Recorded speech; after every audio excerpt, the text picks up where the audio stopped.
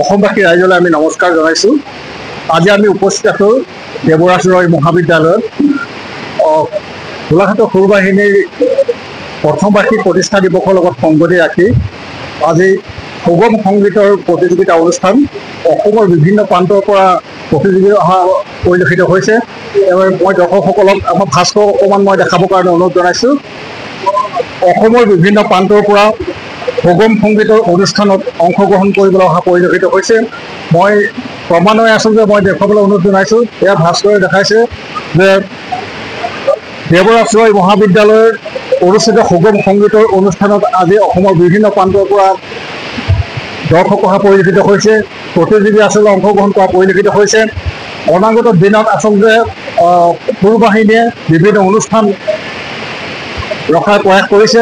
আমি ক্ৰমান্বয়ে আচলতে আমি বিভিন্ন দৰ্শকসকলক আমি চাইজ লোৱাৰ আমি চেষ্টা কৰিম। সেয়া আমি দেখুৱাইছোঁ। আচলতে ইয়াত সৰু বাহিনীয়ে ইয়াতে আচলতে এখেতসকলক ৰাখিছে। এয়া পঞ্জীয়ন ক-শাখা সুগম সংগীতৰ অনুষ্ঠানত আচলতে পঞ্জীয়ন কৰা পৰিলক্ষিত হৈছে। আচলতে এয়া পঞ্জীয়ন ক-শাখা পঞ্জীয়ন কৰা পৰিলক্ষিত হৈছে। গতিকে সৰু বাহিনীয়ে আচলতে বিভিন্ন অনুষ্ঠান ৰখাৰ প্ৰয়াস কৰিছে। আজি দেখা গৈছে দেৱৰাজ ৰয় মহাবিদ্যালয়ৰ আচলতে প্ৰেক্ষাগৃহত আচলতে গোলাঘাটৰ সৰু বাহিনীয়ে এনে মহান প্ৰদৰ্শক লৈ গোলাঘাটৰ সমূহ ৰাইজে আচলতে প্ৰশংসা কৰা পৰিলক্ষিত হৈছে। আমি ক্ৰমান্বয়ে আচলতে দৰ্শকসকলৰ আৰু প্ৰতিযোগীসকলৰ ভাষ্য ৰখাৰ চেষ্টা কৰিম। সংগীতৰ সম্পাদক হিচাপে কৰা হৈছে। আজি কাৰ্যসূচী হিচাপে আমাৰ অনুষ্ঠানৰ যুটীয়া সম্পাদকৰ মই এজন হয়। আৰু আজি বিশেষকৈ অনুষ্ঠানৰ উদ্দেশ্য হৈছে আমাৰ যোৱা বছৰ আমি যিহেতু বান সাহায্যৰ অনুষ্ঠানৰ পৰা সৰু বাহিনী পুনৰ আমি যিহেতু দিছিলোঁ, সেই অনুষ্ঠানৰ যি 22 তাৰিখ আছিলে, 22 ছেপ্টেম্বৰ আমাৰ প্ৰতিষ্ঠা দিৱস বুলি আমি কাৰ্য কৰি এই বছৰ 22 তাৰিখৰ উপলক্ষে আগন্তুকভাৱে আমি এই অনুষ্ঠানখন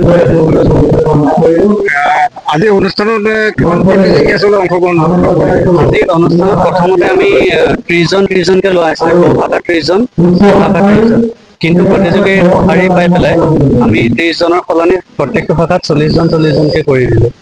আৰু এতিয়া 40জনতকৈও প্লাছ হৈ গৈছে। কিমান ৰাইজ আচলতে ইয়াতো ৰাইজ বৰ্তমানলৈকে 1000 মান গোট পোৱা দেখিছোঁ। আৰু লাহে লাহে আহি আছে, পোনাপুনি হৈ আছে, দূৰৰ পৰা আহি আছে। বৰ্তমান অনাগত দিনতো সৰু বাহিনীয়ে কেনেকুৱা প্ৰচেষ্টা কৰে? অনাগত দিনত আমাৰ যিহেতু যোৱা বছৰ আমাৰ 22 ছেপ্টেম্বৰ দিনা আমাৰ অনুষ্ঠানবিলাক আৰম্ভ হৈছিলে, সেই অহা 22 ছেপ্টেম্বৰত আমি চেষ্টা কৰিম, যদি বানপীড়িতসকলৰ যদি একো ক্ষতি নহয়, যদি বানপানী আকৌ যদি নহয়, তেতিয়া আমাৰ চেষ্টা কৰিম সেই আগৰ দিনৰ জয়ন্ত হাজৰিকাদেৱে সৰু বাহিনী যিদৰে এখন ট্ৰাকত মিউজিচিয়ান গান গাই যিদৰে পৰিৱেশন কৰিছিলে, সেইধৰণে আৰ্হিটো আমি দেখাবলৈ বাবে চেষ্টা কৰিম। লগত আমাৰ বিদ্যালয়কেইখনৰ ছাত্ৰ ছাত্ৰী থাকিব, আমাৰ সকলো গোলাঘাট জিলাৰ সংগীত শিল্পী, বাদ্যযন্ত্ৰী শিল্পী আৰু পদ্যযন্ত্ৰ শিল্পী প্ৰত্যেকজনক একেলগে লৈ পেলাই আমি সেই আগৰ আৰ্হিটো দেখাবৰ বাবে চেষ্টা কৰিম। গোলাঘাটৰ যি সৰু বাহিনীৰ লগত সংগতি ৰাখি প্ৰদৰ্শন ভিত্তিত সুগম সংগীতৰ অনুষ্ঠানত আজি প্ৰতিযোগিতা আয়োজন কৰিছে। আপুনি এজন প্ৰতিযোগী হিচাপে কেনেকুৱা আপুনি অনুভৱ কৰিলে? গোলাঘাটৰ দেৱৰাজ ৰয় মহাবিদ্যালয় আজি 20 জুলাই 2025 ৰবিবাৰে যি প্ৰতিযোগিতা সৰু বাহিনীৰ উদ্যোগত সুগম সংগীত আয়োজন কৰা হ'ল, তাৰ সূচনা মই কিছু দিন আগত গম পাইছিলোঁ। আৰু এনে কিবা এটা মন গ'ল যে ময়ো এবাৰ তাৰমানে যোগদান কৰোঁ। আৰু আপোনাক সত্য কথা কৈছোঁ, মোৰ বয়স হৈছে 48, কিন্তু মোৰ গোটেই সংগীতৰ এই যাত্ৰাত তাৰমানে যিটো মোৰ এটা সৰু সুৰা তাৰমানে অনা অভিজ্ঞ যাত্ৰা আছে, তাত মই আজি প্ৰথম প্ৰতিযোগিতাত জইন কৰিছোঁ। মই এনে সৰু ডাঙৰ ষ্টেজবিলাক কৰি পাইছোঁ, কিন্তু কম্পিটিশ্যন হিচাপে মই আজি প্ৰথম জইন কৰিছোঁ। গতিকে যথেষ্ট ভাল লাগিছে, মই খুব আনন্দিত। আৰু মোৰ গায়কীটো তাৰমানে আমাৰ বিচাৰক মণ্ডলীয়ে প্ৰশংসা কৰিছে। আমি মুঠ মিলাই 39জন আছোঁ খ শাখাত, আৰু ক শাখাত তেওঁলোকে কোৱা মতে 40জন আছে সৰু আমাৰ মইনা মইনীবিলাক। গতিকে এই 39জনৰ ভিতৰত এজন মই হ'বৰ কাৰণে সুখী হ'লোঁ। মই নিজকে খুব সৌভাগ্যৱান বুলি বোধ কৰিছোঁ। দৰ্শক হিচাপে কেনেকুৱা লাগিলে আজি? যথেষ্ট ভাল লাগিছে, এতিয়ালৈকে শুনিয়ে আছোঁ বাৰু।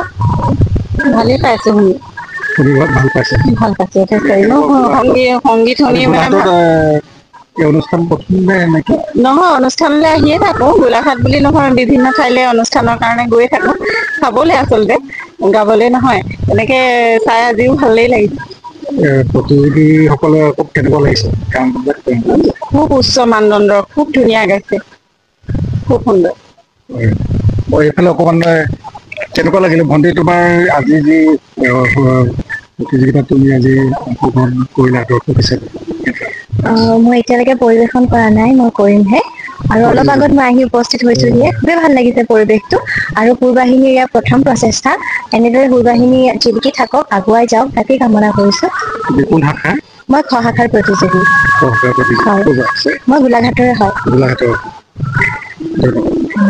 অসমৰ সংবাদ জগতখনৰ বাবে এক সুখৰ খবৰ আপোচবিহীন ৰাইজৰ কণ্ঠ সাপ্তাহিক কবচ পুনৰ এবাৰ অসমৰ ৰাইজৰ মাজলৈ